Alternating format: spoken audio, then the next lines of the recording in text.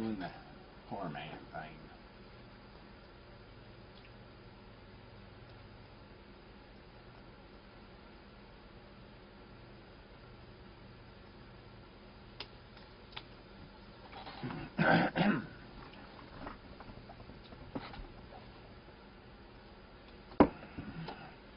Comfortable line.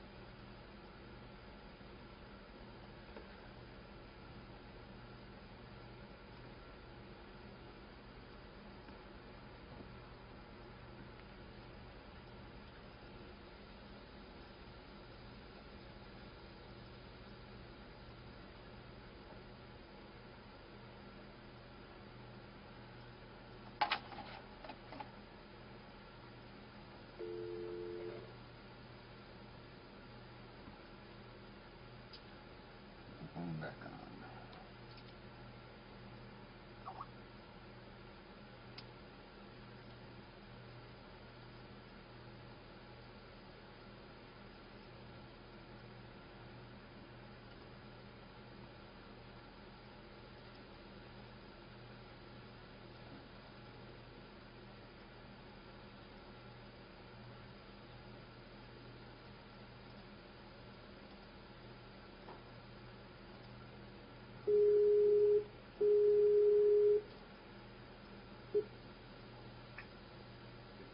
I guess we're here.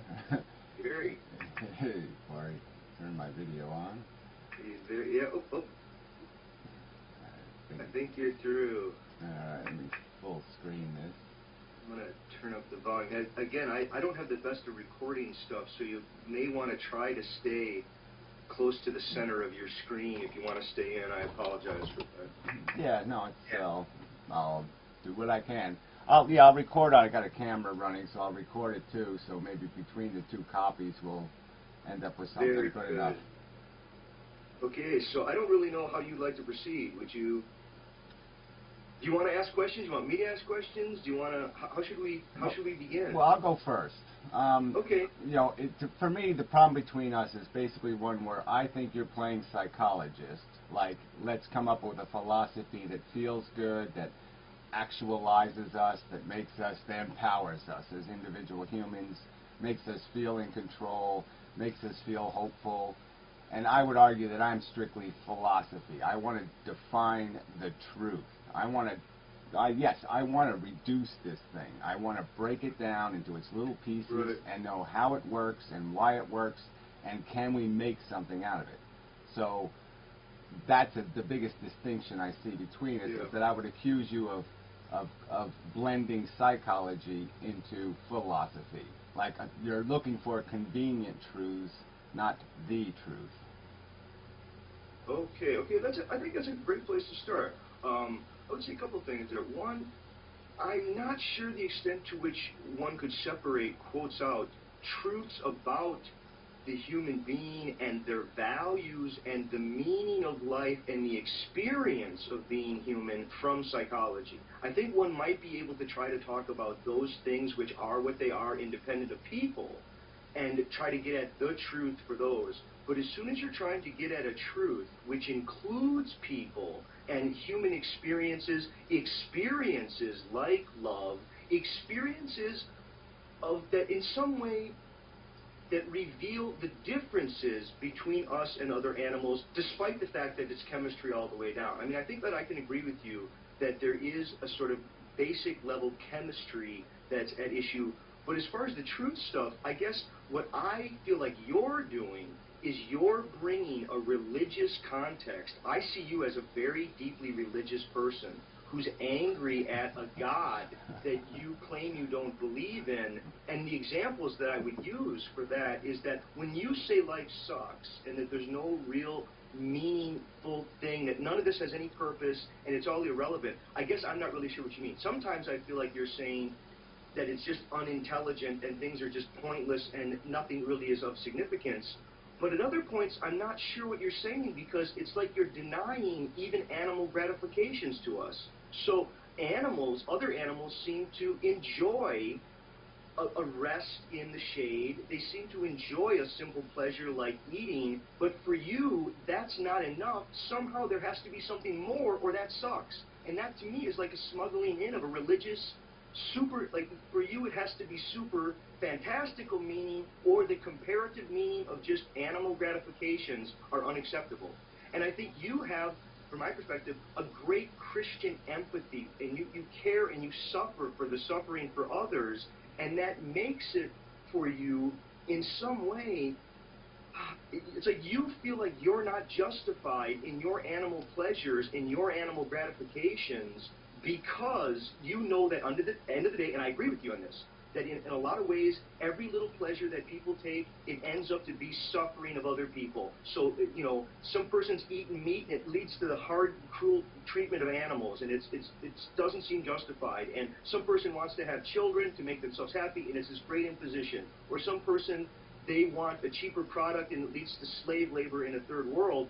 And yet, I think part of it is, you know, there's ambiguities there, and when you say that this is you saying, I'm not willing to participate in this stuff because it's crap and the suffering isn't worth my momentary pleasure, you're being so other than animal there. And I see a very religious person angry in a God he doesn't believe in. Yeah, well, I think it's kind of a bogus accusation. There's no dogma, so I just say there's no way to paint it with the religious context. Because every religion is based on...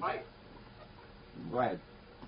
Sorry, I didn't mean to interrupt. I'm sorry. Let's go back to your question. Why do you want the truth? What would be the value of the truth? Because the question of why is the truth valued introduces the psychology question. That is, who values the truth? Well, I know. I mean, it's just a function of intelligence. Logic and intelligence kind of demands the truth, because there's no functionality. Intelligence is a psychological word. There's no functionality to logic, or even having the attribute of intelligence and combining our model or running our model if it is not an accurate model. It's by default broken. Your intelligence is of no value if you have the wrong gears. If you put the wrong part on your car, you know, it's not going to run. So it's vital to the function of intelligence. So the value... How do you know that it's unintelligent? Huh? How do you know that it's unintelligent, the world? Well, that just is another one that you just have to look at it. You see that there's always... Intelligence always leaves its fingerprint. Intelligence... How do you know that? Reveals itself. Well, you know it just because that would be the mechanism. There's no way you could ever do something without leaving the sign of yourself or your intelligence on it. Okay, it's by your order and your construction you reveal your influence. You can't really influence anything without... You put a leash on your dog. You wax your car. It always has a logical construct that has nothing to do with the natural order. The natural order is unfair, unjust, chaotic, and everything about intelligence is the opposite of that. Intelligence is the opposite of the chaos, is the opposite of unfair, is the opposite of unjust, so it always reveals itself in terms of its influence is always going to be to apply order, to apply efficiency, where the friction exists in nature. Nature is all friction. Most of the universe is harsh, brutal friction.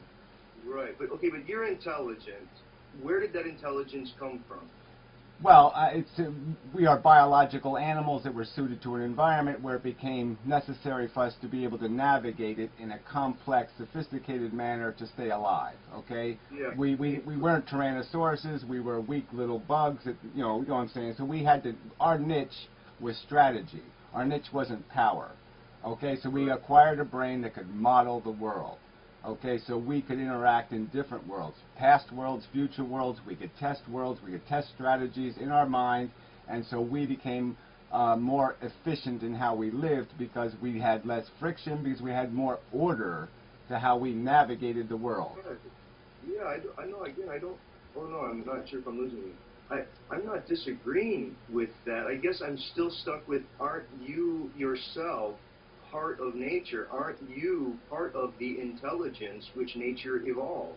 Well, I mean, you can give nature credit for it, but the point is nature didn't intend it. Nature didn't build it because it said, I will build an intelligence, because intelligence is a good thing. All right? It was a natural product. You could call it like entropy. You could call it some kind of law of nature that, a complex system will have to acquire a balance. And so the balance... Why did it need intention? See, for me, I think ambiguity... Like, okay, let's go back to the truth. For me, the truth... I think for you, as the best I understand it, for you the truth is that a blind luck happenstance was that for some billion years ago, a molecule emerged and it created a capacity to hijack subsequent versions, reiterations of itself in some way, and it's a blind force that's just sort of unfolding. But it seems like there remains these metaphysical, and this is, again, outside of the psychology, back to the philosophy. I think there are metaphysical ambiguities of how was it metaphysically possible for that to happen. Well, do you bother asking that question? When you hiccup, you don't ask the question. When you belch, you don't ask the question. All right, you don't need a metaphysical explanation. And we don't need a metaphysical explanation for why, in a universe with chemistry sloshing all over the place, that there was a combination of chemistry that created a reproducing cell, as far as we know, one time in the universe. Well, no, I think, again, the we in that statement, I'm not sure that is universally shared. I think the jury is still out. I mean, the cosmos is so vast, is so big, we don't have a sufficient sample in order to say that intelligence emerged in place. I think that I don't think you're going to find a scientific consensus on that. The part about the ambiguity... Well, I'm not making an absolute statement, so wait, let me just... I just don't want to be misquoted here. I don't make the absolute statement that it only happened once. I'm just saying every bit of evidence indicates only once. We have no evidence of any UFO. We have no evidence of this extra. So I'm just saying other people are making the argument that it's inevitable or it has to be. No, that doesn't have to be. There can be one winner of the lottery. There are some lotteries where there's no winner. Can I ask you, if suddenly you would find evidence of extraterrestrials, would that change your philosophy? It would only change it to the extent that then the problem's even bigger, okay? Because now we do have a universe to clean. Okay, so now we got to go out into the universe and go help all these sentient creatures that are being subjected to this idiotic tic-tac-toe game, this lottery. I mean, I would equate it to a lottery, right? Life is a lottery, okay? You pay in exactly what you get out, and the state might even take a cut, okay? So I'm just saying there's no free pleasure. Well, I'm just saying it's you're eating your own self. We're eating our own flesh. Okay, it's peeling your own skin off and consuming it. Well, obviously, from my sensibilities, you acknowledge that I have these sensibilities where I have this empathy, this capacity. Okay, I know what a misery is, and I put value on it. All right, misery is my value. Well, I think we all do, and I'm not going to hear that you're the only one who feels in compassion and suffering for others. See, I think you're playing a game. This is where the psychology critique comes in. See, look, you're dismissing it, but there is a sense in which you say about my philosophy in more than one video, Gary, and I'm not sure if you're purposely misrepresenting me or not, but you say that I'm all about happily go lucky and ponies and rainbows and balloons for everyone, and that I'm telling some happily ever after story, and that's just not true. I'm saying there is a capacity of forgiveness, and that this universe is intelligent, and part of the intelligence requires a compassion and a forgiveness for its very injustices as the condition of the game. All right. Well, look. Let's just say you drew the conclusion that the lottery was an insidious way for a state to derive tax dollars. Okay. I mean, the highest source of revenue in this state is cigarette taxes and lotteries. So let's just say the lottery, and we equate it to life, and you say, and you've drawn the conclusion that this is insidious. There's more losers than winners. It's completely improportional. It creates more pain than it does pleasure. Okay, it basically steals from the poor to give to one rich person in the end. Okay, it's insidiously stupid. If you have that conclusion, How am I cheating somehow just to point out that yes, if life is a lottery, if that's what it basically is, it's dysfunctional. I don't forgive the lottery. I end the lottery.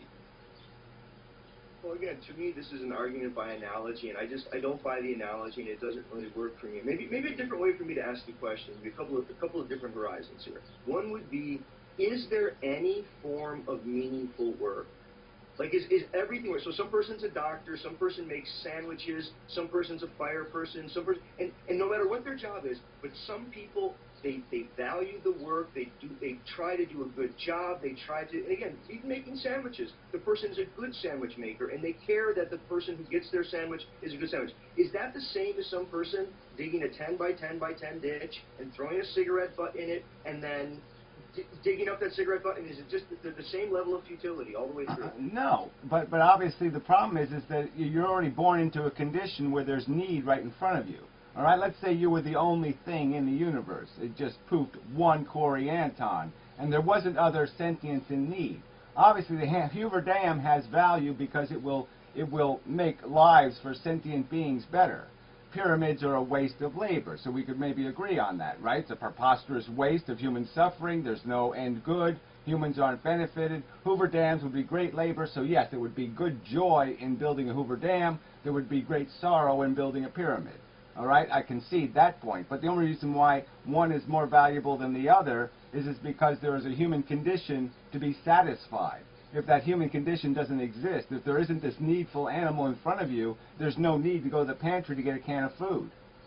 I know, but there's no art and music and love, and there's not this argument. There's not everything. I mean, well, that's all subjective. Those are just entertainments for some organ of your body. So why don't we just talk about the idea that our sensual pleasures are somehow a higher thing, that they're somehow better. Religious human being. You're an amazingly, you're one of the most religious people I've ever met. Well, like I said, you can make that accusation. I'll say first, point out the dogma. Well, it is an accusation, okay? And I take it a little bit offensively because every religion I've ever heard of has been a sadistic, insane, idiotic excuse for a bunch of people suffering. So I take it a little fucking offensive. You want me to call you a fucking Nazi? You're the most Nazi person I've ever heard. There, are you happy now? I've insulted you, you Nazi-esque, motherfucking, solipsistic, selfish motherfucker. There, are you satisfied? I have insulted you back, okay? But if you're going to call me religious, I'm going to say, fuck you!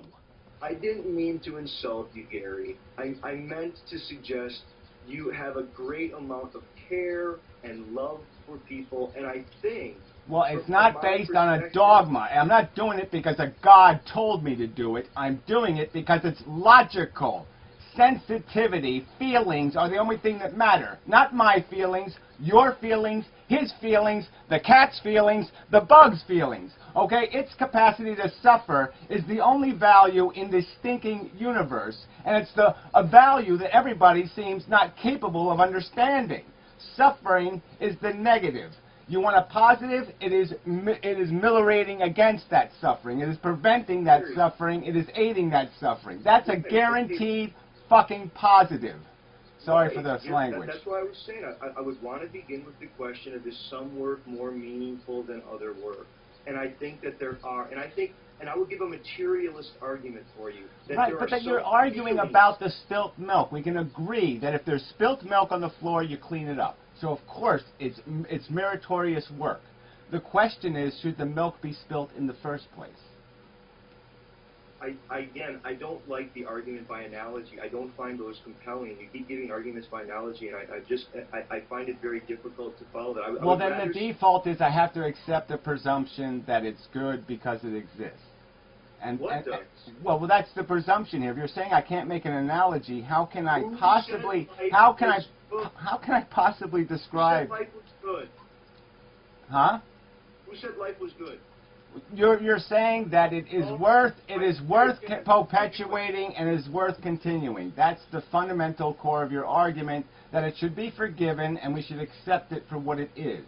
I'm saying it's fundamentally broken and we should reject this. This is garbage and we shouldn't be obliged to eat it. Right, and I guess, I mean, this is a value issue. I think we disagree on the value. I think that there is more intelligence than you're recognizing, and I think the imposition is forgivable, especially given the horizons of meaningful action that are there. What I would want to argue, please give me just 1 second. What I would want to say is that there are some forms of action, forms of interacting with other people, and you begin with no violence, and you differentiate between nature's hardships and the natural disasters and things like this, and the evil that people do through their stupidity, selfishness, greed, all this kind of stuff. You differentiate between that, and you say you try to minimize suffering, hardship through your own will, and you also try to realize with compassion all the hardships that other people have suffered, both from the evils that people have done as well as natural luck and misfortune. I mean, it's interesting. Aristotle defined luck as when the arrow hits the guy next to you. See, I think for you that wouldn't be luck. That would just be you'd have to suffer for that guy, right? I mean, I wouldn't have to suffer. The point would be is that I would acknowledge the fact that it didn't make a difference. If it hits me or it hits him, it's the same negative. All right, it's a guy with an arrow in him. All right, that's all that matters. So there's no victory because I am saved and he is impaled. Okay, theoretically. I'm not saying I need to suffer. I just got to acknowledge that any gain I get by somebody else's misfortune is not a win. That's why I use the lottery analogy, is that there is no win in that game. Okay, there are millions of losers, so one idiot can squander the money. I don't think I misunderstand the argument. I mean, I see what, again, I understand your argument. I guess I think that it's interesting that to what extent, maybe I'll raise it as a question, to what extent are humans different than other animals in their ability to suffer for others' suffering? Yeah, well, it's just the knowledge, right? We have knowledge of it. Look, we know that people held slaves out of ignorance, right? They didn't have slaves. They didn't have slaves for any other reason than people were stupid. Okay, they treated women badly because of ignorance. All right, so of course we have acquired knowledge of what other things are capable of, and that we've seen our hypocrisy, we've seen our duplicity, we've seen our cheats and our injustice and the unfairness that was built into our nature. And we've said, no, okay, just because I'm bigger than her does not mean I'm right. Just because, we've done all of that logic. So yes, we're different because we're informed, but it's only because we're informed. Take away our books, take away our culture, and we're just as bad as an ape. I mean, I think there are senses of that which I agree. I mean, our life is no more significant in some way than a grasshopper and a clam and a whatnot. But there's another sense in which I would want to say, no, it seems like, from my understanding, and I could be wrong, but I feel like you're wanting it both ways. You're wanting to say that we're no different than the rest of the animals, and then you're also saying that we aren't supposed to be able to be satisfied by simple animal gratifications and simple animal satiations. I mean, animals don't seem to suffer for the suffering of others. We seem to have a kind of intelligence for that kind of compassion, and I do think it evolved. It somehow evolved through communication and communication technologies. I mean, the history of the development of love in human society is, I think it's interesting. It now has been bred into dogs. I mean, we breed dogs for those characteristics that we call human, and I think that the kinds of empathies that we can experience with domesticated animals is rising quite rapidly. So I mean, I think the jury's out on whether or not there's meaningful action. And so I want to go back to this. Are there still resources for meaningful action rather than throwing in the towel? I want to say the problem is that you're never sure, and it's ambiguous, you're never sure if you're overestimating or underestimating your obligations to the world. In some way, you do have an obligation to make sure that your pleasures and your gains are not ridiculous costs to others. But in another sense, you have a right to a meaningful life. You were born, you have right to air, you have right to enjoy the fruits. The question is, like Mother Teresa.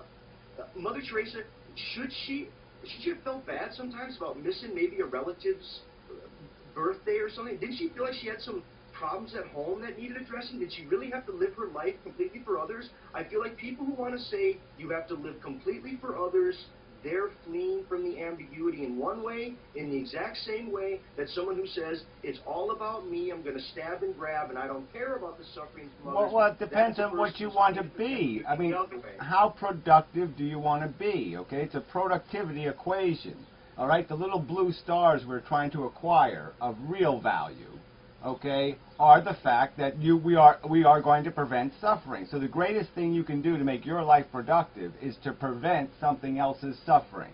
All right, that's just a fact. In my opinion, it's a fact, not something to be debated. It's a fact. Create friendships and to create. I mean, I think there are some feelings that a person will never feel if they don't engage in the actions that generate those feelings. Well, I mean, look, I don't agree with your premise that I have ever preached that somebody shave their head and stick needles in their eyes all day to suffer. I've never suggested somebody should not be a heathen and live as a natural human being, okay, and enjoy whatever they can enjoy out of life. I've never suggested anything other than that. I'm suggesting that philosophically, this is the truth, the context of our existence. And if you are eating more humans, okay, than your own self-value, you know what I'm saying? It's like the slave owner. You're a gigantic fail if you're hurting more people than you're helping. I agree. Okay, I understand. I guess I'm still confused. I guess I'm trying to understand. Gary, when you say that life is crap, are you saying that it's inherently crap, or are you saying because it isn't something significant, comparatively it sucks? Yeah, it craps. Okay, it makes a mess. Okay, the sentient being creates the opportunity for the negative. There's no negative in the universe without the existence of the sentient being.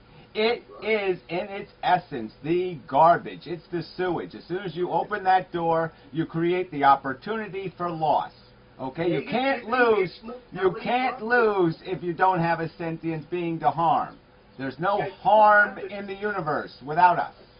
I understand you. I mean, I think what happens sometimes is that people are sort of the same old wretched people they've always been, but people have grown in their awareness of the wretchedness, and now it's not as if people are getting worse. No, we're raising the moral standards on what we think we ought to do. It's, for lack of a better word, it's a backdoor, invisible monkey religiosity, and it's not toward you. It's part of the philosophical system that you're espousing. Well, I don't see it. I mean, George Bush got elected the second time, so I'm sorry, I don't see this elevated human being. I see us now having wars where we're overtly just stealing people's money and calling it, oh, we're freedom fighters. Oh, no, you just bought mercenaries to kill other people.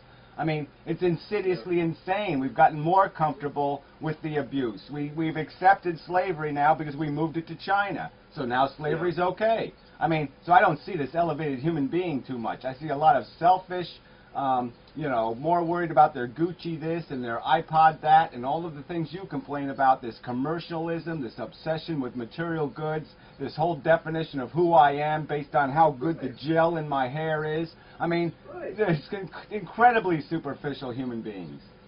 Well, I agree. I mean, I think part of okay, I'm trying to think of different ways to come at this issue. I mean, I would like us to find ways to have this meaningful. I mean, again, I think this has been meaningful, but I think for me, some ways it has to do with language and the way that we come at language and the problems of those forms of language which don't well align with scientific forms. I mean, I think this is partly why Fred talks a lot about metaphor, because he wants to remind people in some way there are ways of using language which, even though the way of talking can't be reducible to science, it's not therefore a nonsensical way of talking or a nonsensical question. Like the classic example would be, why did the universe come into existence? Now, scientifically, I don't think we're ever going to have an answer. I just don't.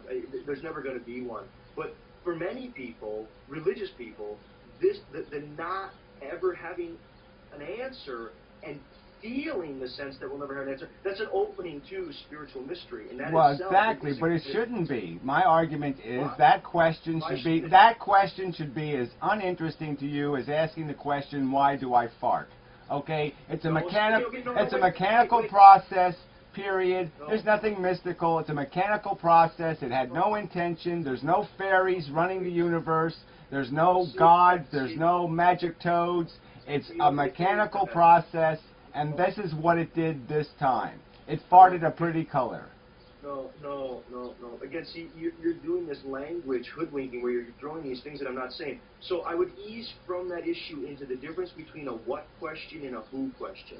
I think science is really good at answering the question, what am I? If I say, what am I, science is so good at telling me all the gory details. But if I say, who am I, science can't tell me.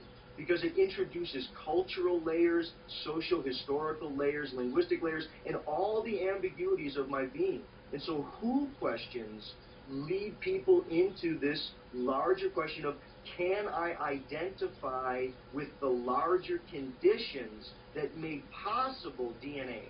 Can I realize that DNA itself had prerequisite or preconditions for it to be necessary, and that's part of my being. See, because when you say I'm reducible to the DNA, I think that's a disingenuine who there, or that's not a true who.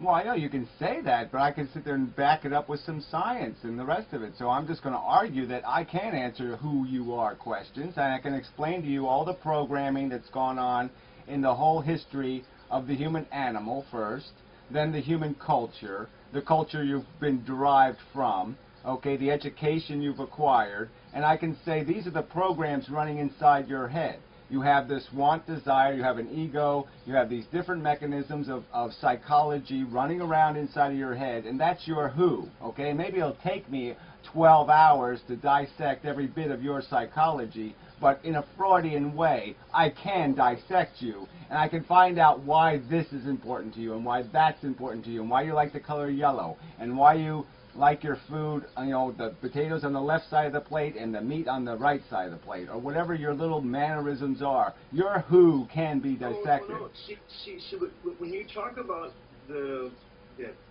when we try to talk about other people, we can get at them as a what and pretend that we're talking about them as a who. But the who question is different than a whom. I mean who. Who do you think you are? Like, I don't mean like you, but I mean when a person says, who am I, they're asking this question of, who am I? If I say, who am I, some person says, well, I could say, for example, I could say I'm Corey, or I could say I'm an American, or I could say I'm a manifestation of a DNA molecule that has gone through competitive evolution and acquired an eccentric psychology that allows it to delude itself into the idea that it's accomplishing something.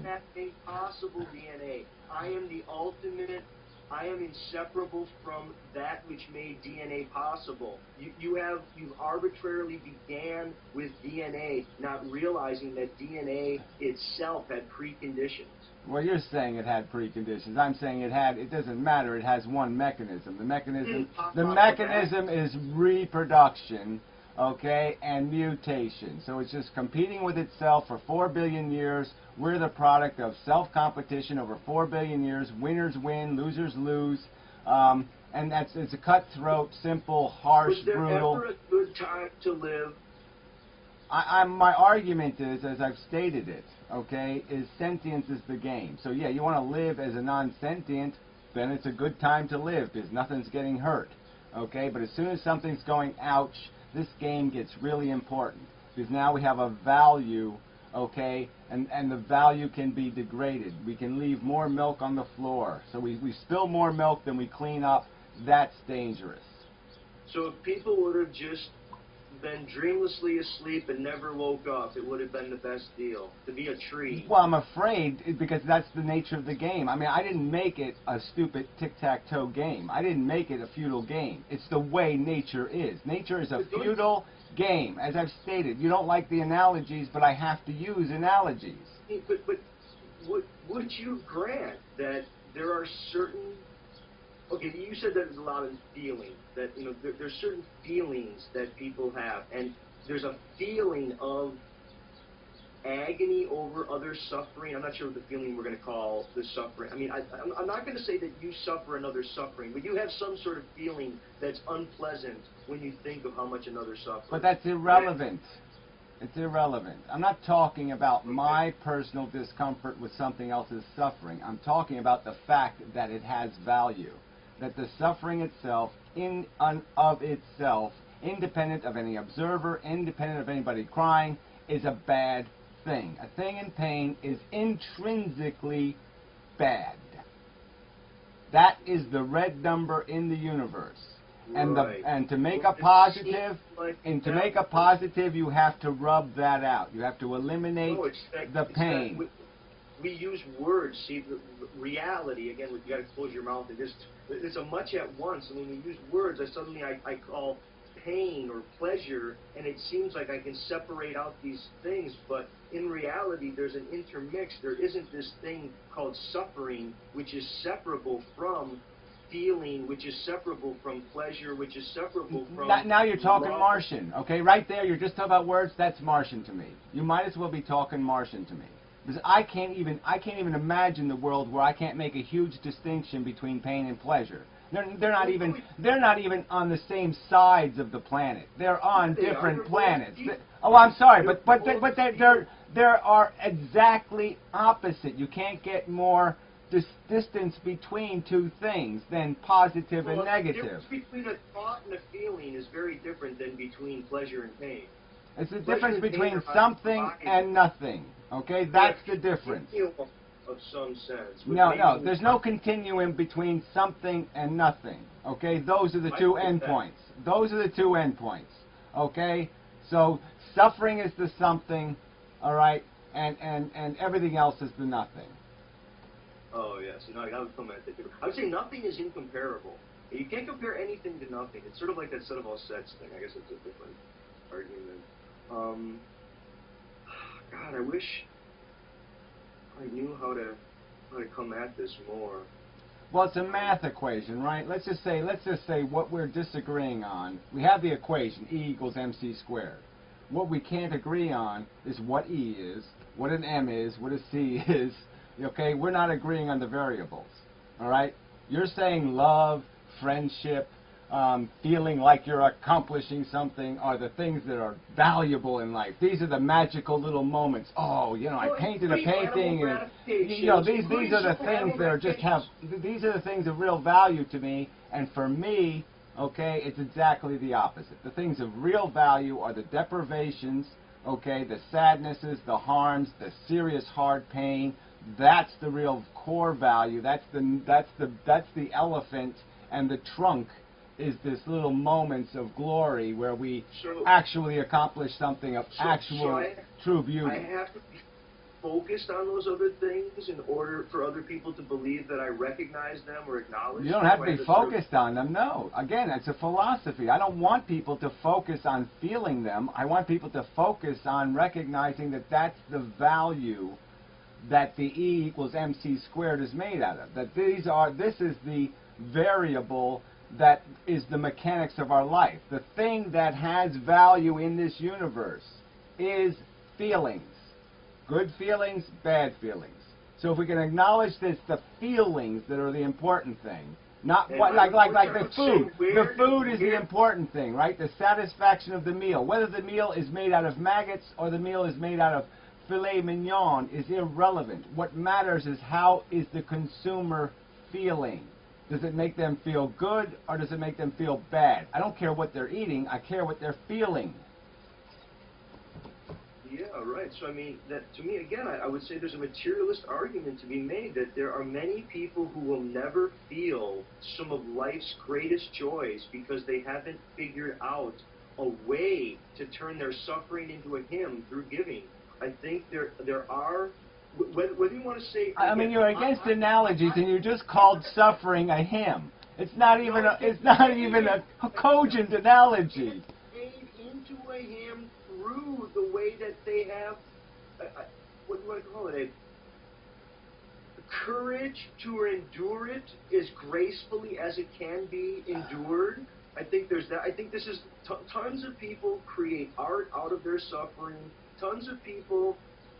they realize that the price that they have paid to have the paltry little enjoyments that they have, the little joys of a shady day hanging out with the dog is enough for.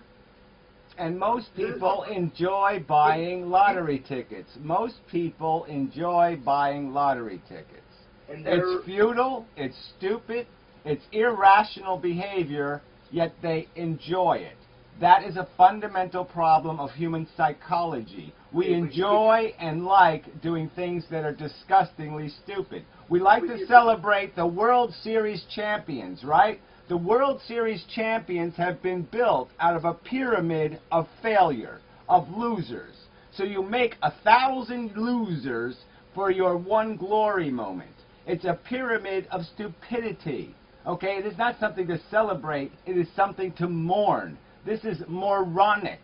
Okay? Right. There's more blood on the floor than there is birthday cake in the oven. Whatever the metaphor is, this cake has cost too much to make. Well, you end up saying, to me, you end up saying that the major things are great parenting, creating great workplaces, giving people the ability to have creative, meaningful work. Yeah, curing cancer would be a great thing for a human being to do. No, yes. it doesn't have to You know, be I'm that just grand, saying it would be a very productive life. If you could write on your gravestone, "I cured cancer," it'd be a great thing to write on your gravestone. Okay, you kick ass, buddy. Okay, No. but the point, well, I don't know. How is that a no? How could you possibly say that's a no?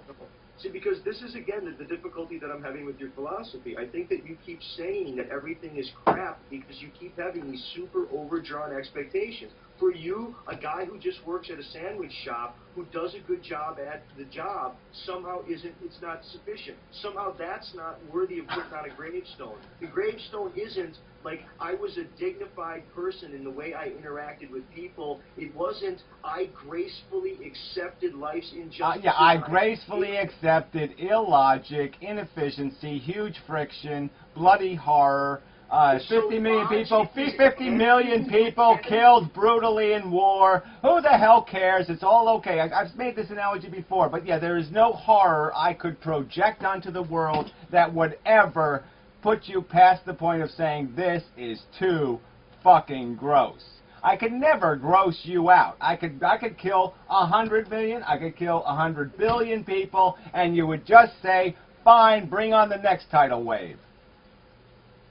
You act like each of us are responsible for all of it. Well, it doesn't run without us. We are we're the same DNA molecule that reproduced 4 billion years ago. We're its descendant, okay? It's owned this planet for 4 billion years. We're just the next generation of an insidious infestation.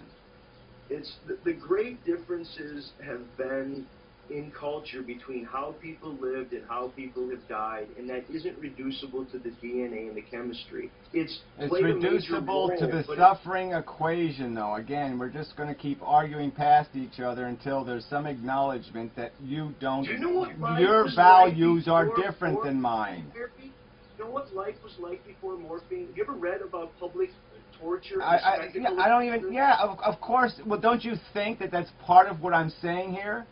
That the natural animal is living in hell also. This stupid whole idea of born to die is insane. What intelligence would do that? Yes, I'll make you and then I'll have you degrade, suffer, and die. Well, that doesn't make a hell of a lot of sense. So just when you figure out how to live, I'll kill you and force you to start over. I mean, this is... I understand that people get frustrated with this. I mean, from my perspective, this is why the psychological insights from spiritual and religious texts are so useful, because once you wean them from the dogma, there are great insights about detaching from ego. I mean, I think sometimes when I hear you talk, I hear, it's a kind of ego attachment. There's a unwillingness to accept that that's the deal. I'm rubber, you're glue. I'm rubber, you're glue. I'm rubber, you're glue. I'm rubber, you're glue. This is Kiki. I gotta let her outside. Yeah, I saw her in the image. Oh, Gary, oh. I'm not trying to do name calling. It's not like that. I know, but I'm not doing it insincerely. I'm just saying, Corey, that yes, I see you exactly the same way. I see you completely ego-obsessed with this human organism like he's some sort of magnificent beastie, and all he is a consuming machine. A lousy, stinking, scheming, selfish, scheming machine. I think it's ambiguous. Oh, I don't. I think it's transparently obvious what we are. We suck. We will enslave each other. We will eat each other's heart. I mean, I'm not sure who the we is there. I think the human race. Obviously, I'm not including me because I kick ass, okay? I'm great because, yeah, I've done that, get above your ego shit. And I've done the, yes, it's about the suffering thing. And I've done the justice thing and the fairness thing. So, yeah, I kick ass. All these other humans suck balls. But I mean, do you think maybe other people also feel somewhat similarly to that? Like they think just everyone else is an idiot, and why can't everyone just get in line? Of course, and that's why I argue, and that's why we go through this whole process. What I'm saying to you is that, look, we both don't hate each other, right? Let's admit it, okay? I have respect for your, I have respect for your capacity to make an argument, your knowledge base, your passion. All, well, I'm just saying all that stuff. But the point is we have this fundamental tension, okay, that exists because it is a black and white contrast between us. All right? I mean, we are marching in entirely different parades, going in entirely different directions. Yeah. I mean, do you think though? I mean, I want to have this as a discussion. I don't want to argue. I mean, do you think that our disagreement is one that comes down to fact, or is it psychological? I mean, is it we both have different psychologies? Is it I'm being psychological and you're dealing with the facts, or we have different psychologies? Do we have different values? Are we...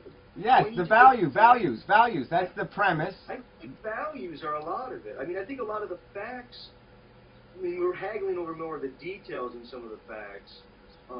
But isn't value a fact, and we're just disagreeing over it? I mean, ultimately, there's a truth, isn't there? I mean, there's a truth out there about what really meant something. Like, let's say when it's all over, and you had the book... Value can be reduced. Like, take, for example, let me give you an example of smoking. Like, in a lot of European cultures, they know smoking is bad for them, and they go, you know what, I'd rather die of smoking than quit, and they value smoking. Now, we go, oh, that's horrible, they should try to live long, and they should be, this is exactly that problem. Yeah, well, they're taxing them up the bazoo now, too. You can't smoke in Europe anymore either, okay? So that game's over. Those cultures have... Well, yeah, if you can afford $10 a pack. So yeah, you have to work an hour a day just to smoke cigarettes. I mean, it's ridiculous. I think there's something to be said of meaningful work. I think people need meaningful work. They need to work many hours a day. It's something creative. They need to put their... Oh, come on. That works if you got a job that isn't picking up cans full of maggots. I mean, come on. I mean, who wants to do the real hard work? You want to work at a hospital and mop up vomit all day? I sure as fuck don't. I think there's a social problem of needing meaningful work. It's not just people need jobs. It's employers. Well, I know, but we know that a lot of work that has to get done isn't going to be fun. Ooh, it's a poem. Okay? A lot of the work that needs to be done isn't going to be fun. So it can't be meaningful in a personal way. It can only be meaningful in a productive way. They're not going to enjoy the work. Okay? It's going to be a burden. Yeah, it's okay. It can be uplifting to be able to face one's burdens and know that one did it despite not having to do it. If one relied upon feeling like doing everything that needed to be done, many things wouldn't get done. I know, but we know there's a certain symmetry. You could build a society where, yeah, you could eliminate a lot of that, and our work could be our pleasure. You know, working could be like watching a movie if we construct our society the right way and we're meticulous about conforming and creating people suited to these things and all that kind of crap. So ideally, the idea, I mean, work is not a good word to me. I love the idea of being productive, but the word work I'm always going to feel a little bit like, no, I can't say anything good about that. It sucks that we have to work. It just sucks. I mean, I guess I think of things like the importance of physical exertion and effort, and whether a person wants to just be in a sport or have something, an activity.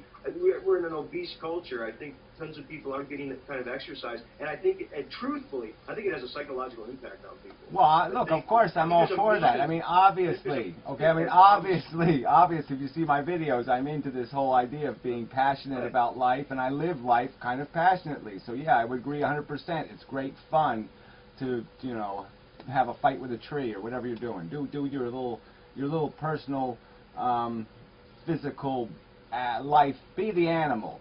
I mean, look at me, okay? I mean, I'm the animal, okay? I have no problem doing the Tarzan, be the animal thing. My body conforms to nature. I'm just saying my brain doesn't. My understanding doesn't.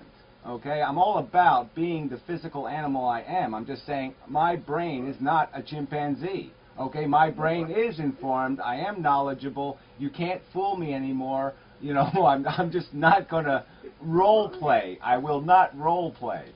Right. I mean, I for my own, you know, I would say that sensibility that you're describing, which I feel as well, I think it's described in religious texts. I mean, this is when Adam and Eve bit the apple and they suddenly gained knowledge and they felt a loss of innocence and a kind of fall from living mindlessly just in the world and knew pain in certain ways. I mean, that simple allegorical tale, I don't take literally at all. This is a story about the dawning of human psychology and the problem of realizing the burden of understanding the game you're in, the traps you're being subjected to. And then, but look at the Buddhist alternative description of that. The Buddhist alternative description is, yeah, life is bear traps, tiger traps, it's snares and crap all over the place. There's not a damn thing you can do about it, so tough crap.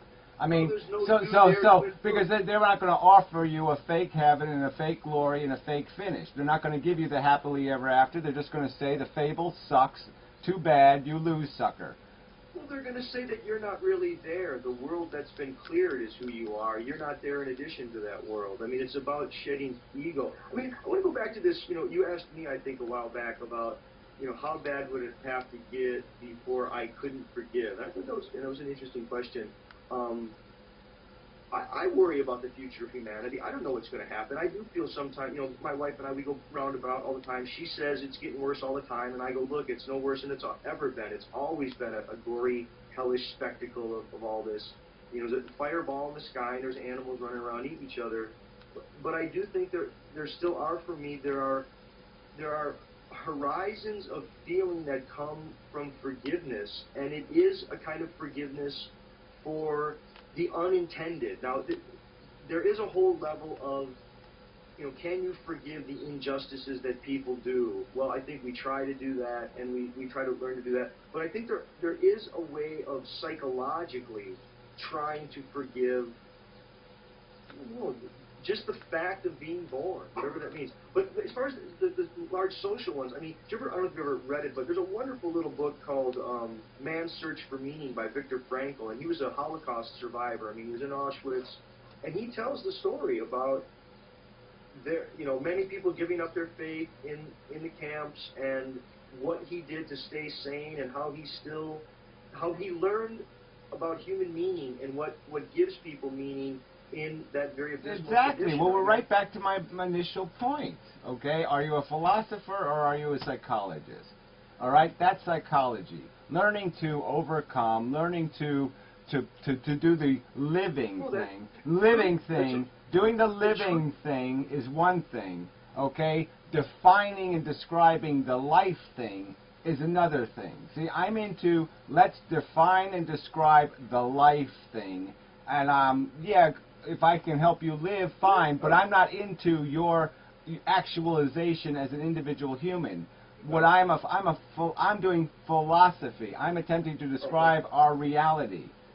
Yeah, I mean, as far as the philosophy, I mean, I would just disagree with that. I would say not only can you not separate them, but I would say philosophically, I think the world is ambiguous, and people seek authoritative disambiguations there. I think you have the facts. Well, you're saying there's no such thing as logic then, or something. You're saying that we don't have the tools, or we don't have the instrumentation to what? To logically describe the game of chess? Yes, we can describe the game of chess. We can describe the...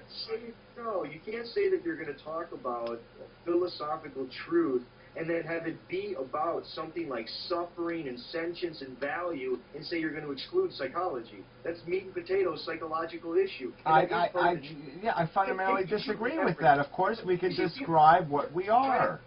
Try to come at it from like this way. Like take memory. Like memory in some sense is subjective. I say, my memory is in my head. It has to do with my brain. But there's another sense in which nature evolved brains to open certain kinds of paths. And I don't mean it with intention. I just mean that brains are a part of nature.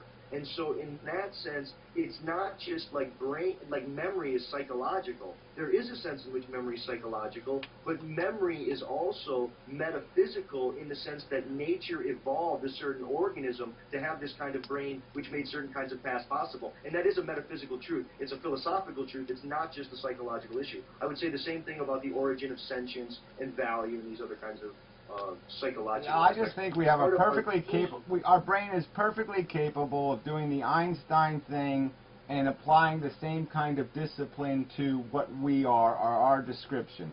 Certainly, our psychology is inevitably going to attempt to get in our way because we have an ego and we have all this other crap. But the point is we can analytically describe what we can look at the maze, all right? We have the intelligence now to climb out of the game, the natural game, get on the wall and look over the maze, see how it functions, see why the rats run, see how many rats run, see what cheese they chase. We can analyze our behavior, we can analyze our psychology, and so to me they are distinctly different mechanisms of function. One part of our brain can model, the other part feels. This is the way it works, okay? And we can separate those two when we need to. When we need to do analytical work, we can do it. We can build something without having to get an orgasm doing it or having to be rewarded doing it. We can just do it because the logic dictates the procedure. Yeah, no, I don't disagree with that. I guess I'm not sure where we're missing there.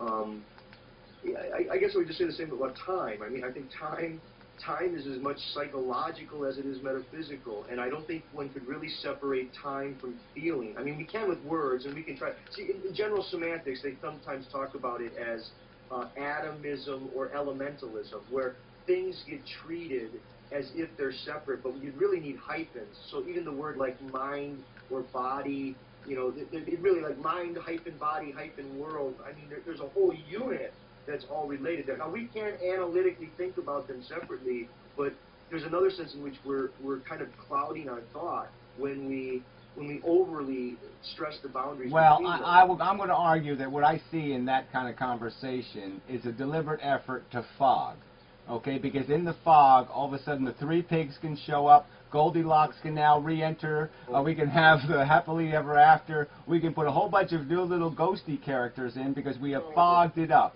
There is an explicit difference between mind and body. It is there. We can recognize it, we can notice it, we can identify the distinction. There's a difference between me and you. Well, I'm just saying, there's people who want to say our consciousness is shared, and it isn't in a real practical sense, okay? And 99.99% of it isn't. I wish it was, but it isn't, okay? Your wheels are turning, my wheels are turning, and they're doing them quite independently, and the only thing connecting us right at this moment is conversation, and when we're not conversing, then we're really separate, okay? You're walking your dog, and I'm eating apple, where we have nothing to do with each other, okay? There is no connection. Oh.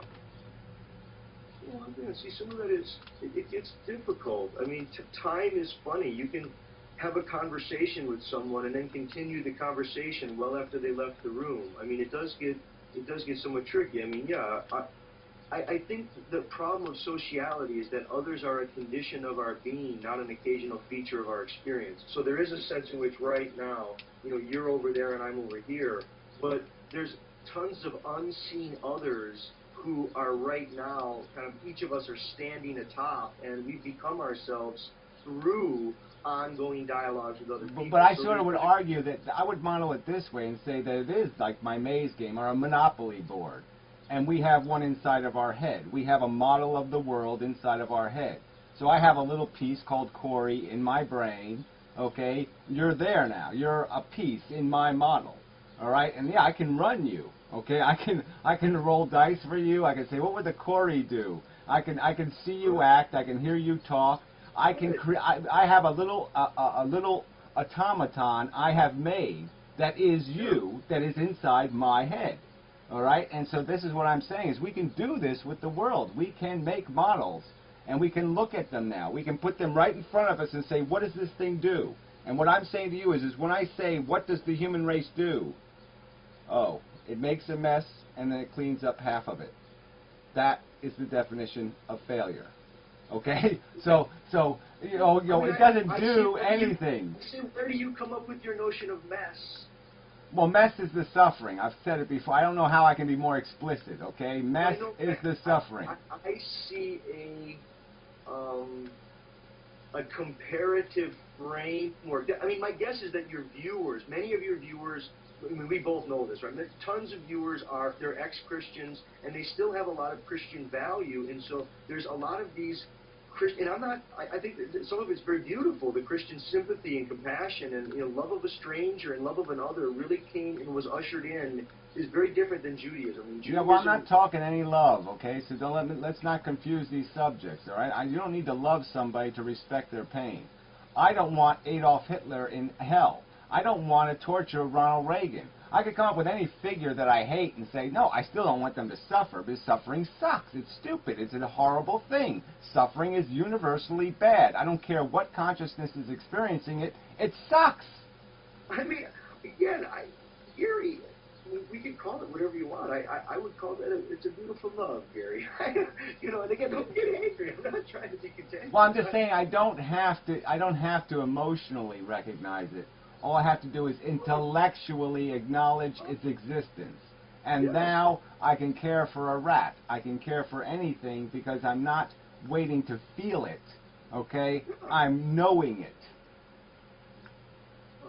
I don't, I'm not, some of that I'm not sure, what I would, I mean, I don't disagree. I think, some of that is, you want people to internalize it. But I think some of the viewers, I think they hear a kind of, I don't know, I think there's so many people who are really struggling. They're really struggling with overdrawn expectations and the collapse of the Christian meta-narrative of the happily ever after. I think no matter how much they say they don't believe in that anymore, in some way it's like an invisible picture frame that they drop in without realizing it. All right, but let me make an argument to that. When I was 6 years old, what expectations could I possibly have, right?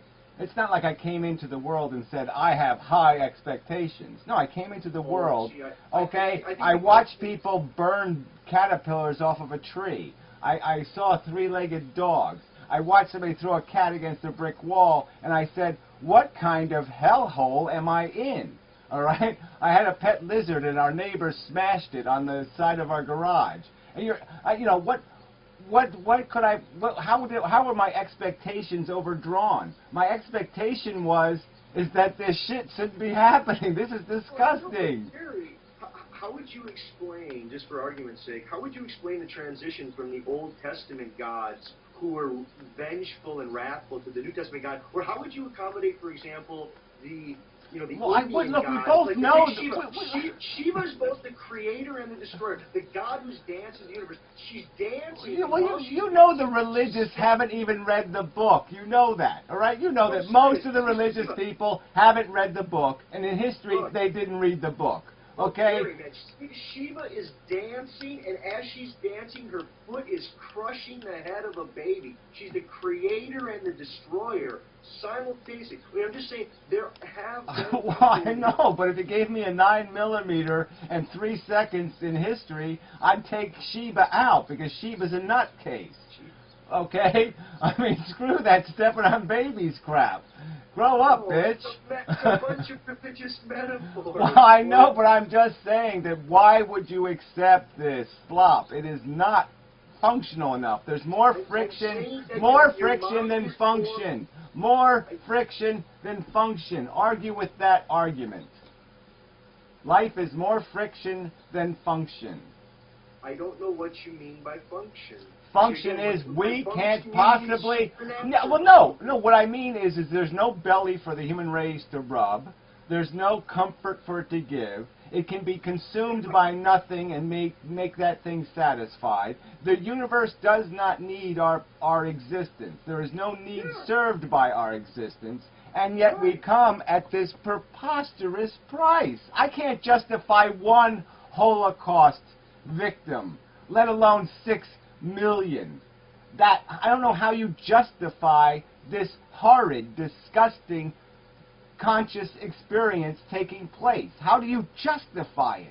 I think you psychologically say the past is something that you're going to try to understand and forgive, and you begin with what are the possibilities for meaningful action right now. And you begin with nonviolence, you begin with meaningful parenting, and you begin with the possibilities of kinds of social change.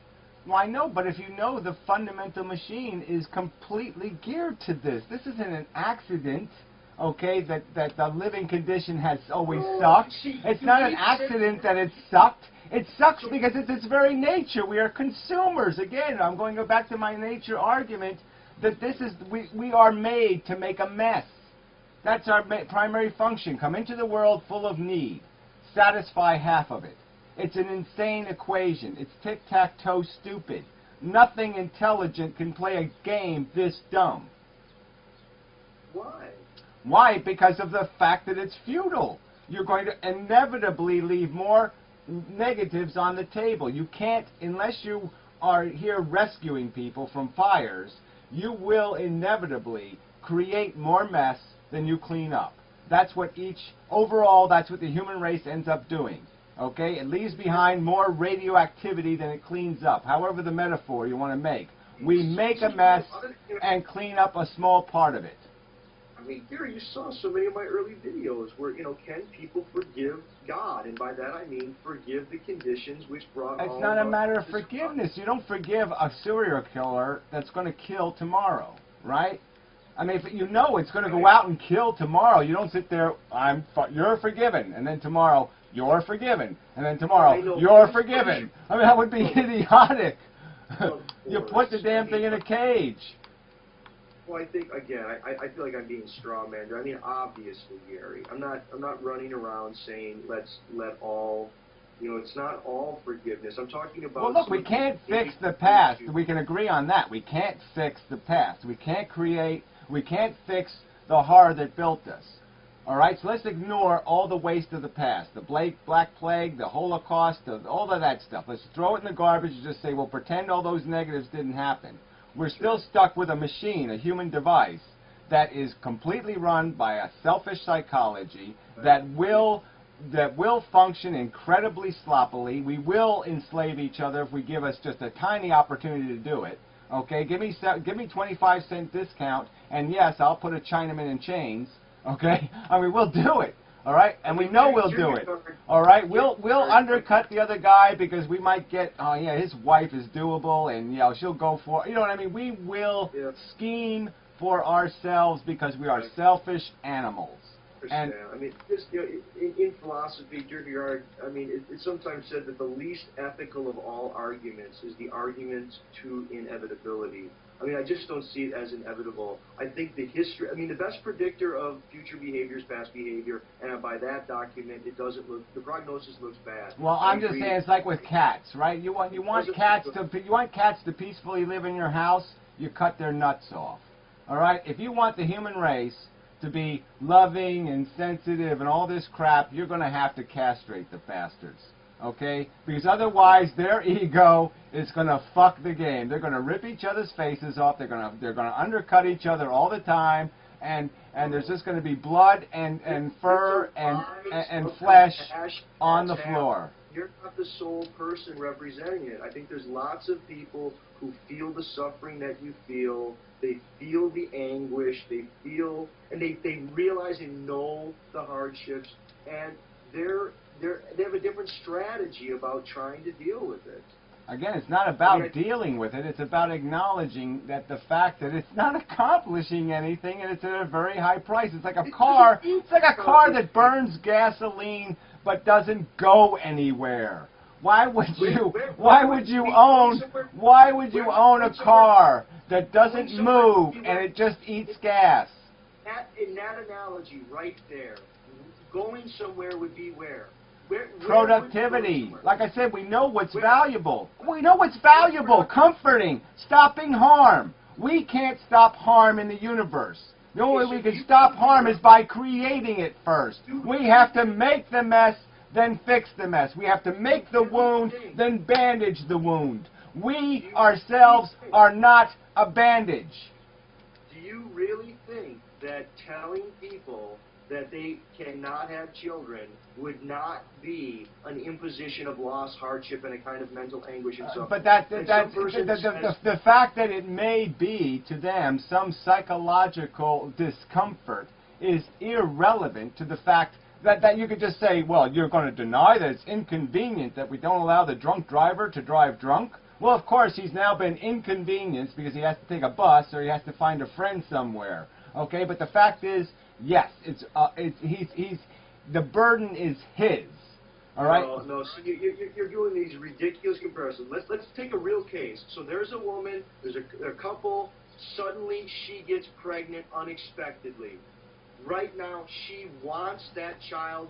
They weren't expecting it, weren't planning it. They're in love. He proposes, but by your argument, no matter what, she should abort. Because it would Well, I'm saying logically, yes, because she's taking a huge risk with somebody else's welfare.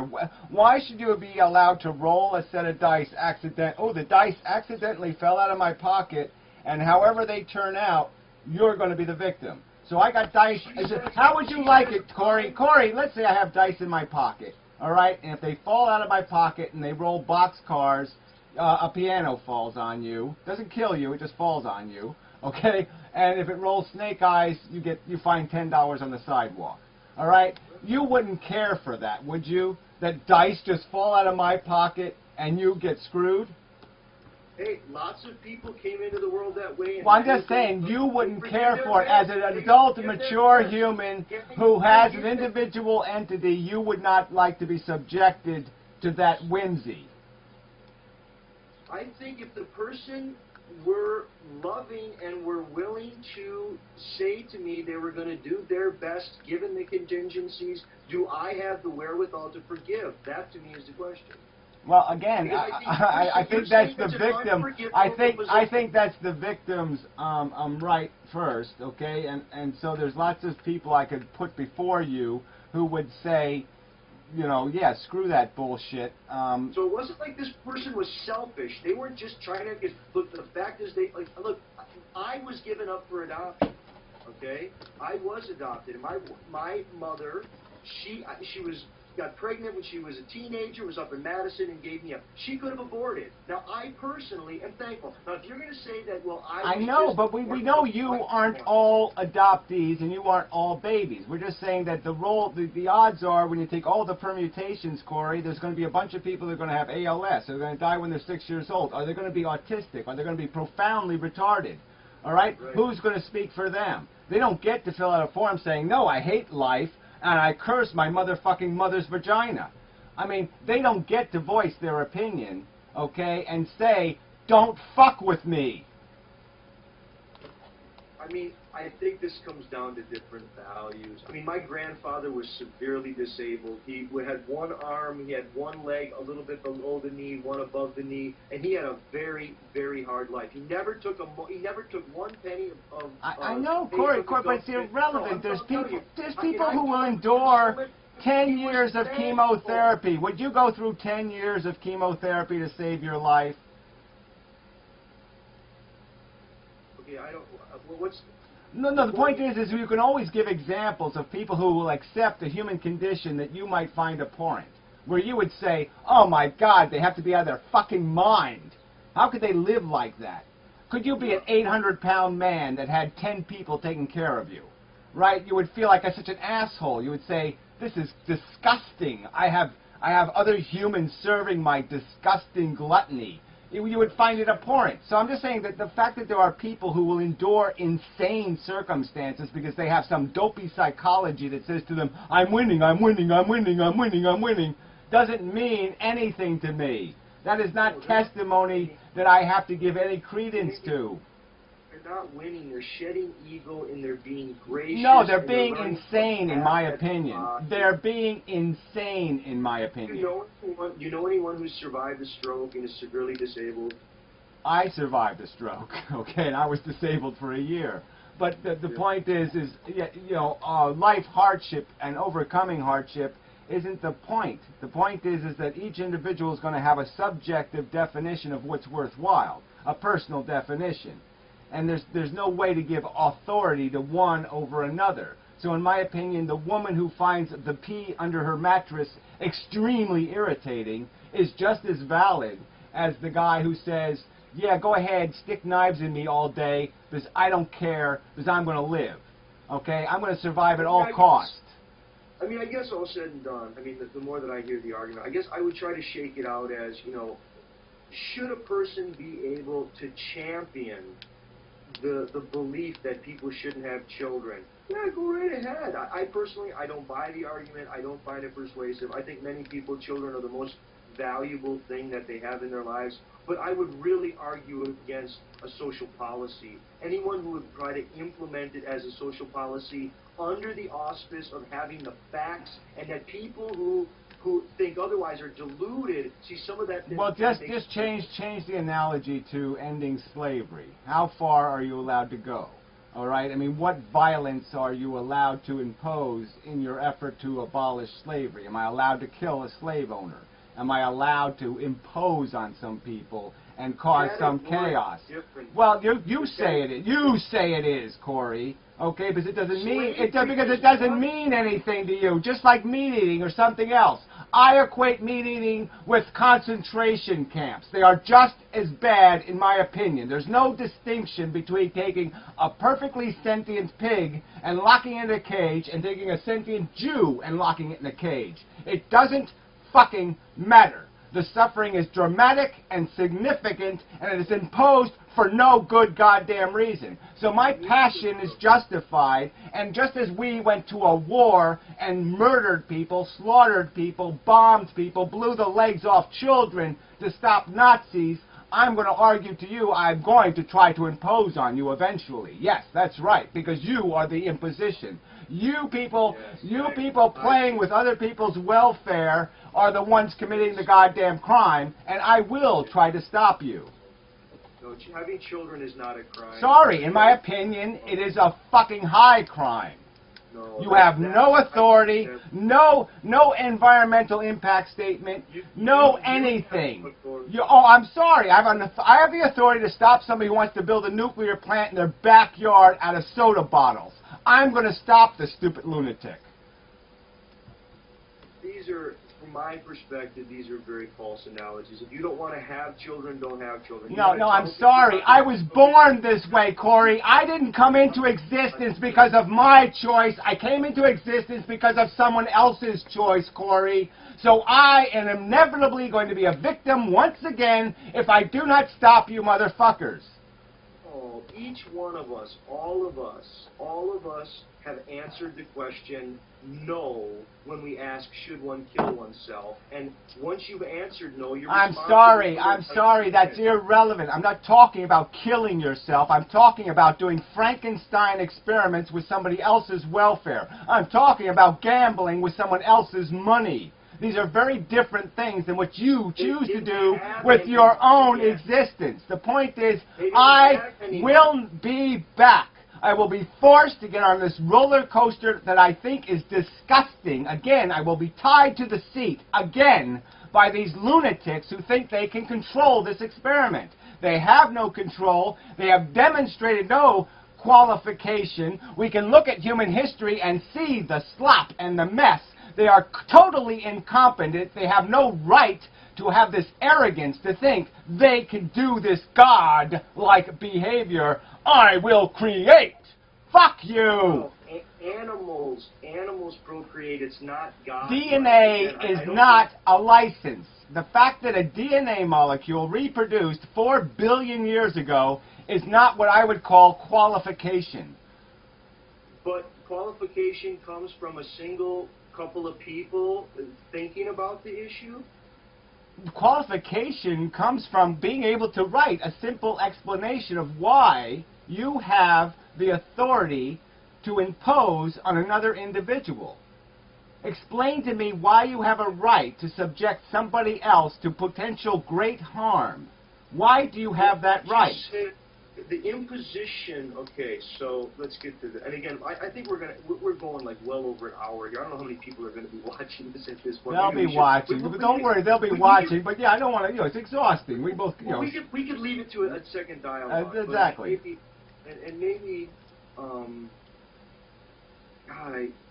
I mean, Gary, I don't know what to say about all that.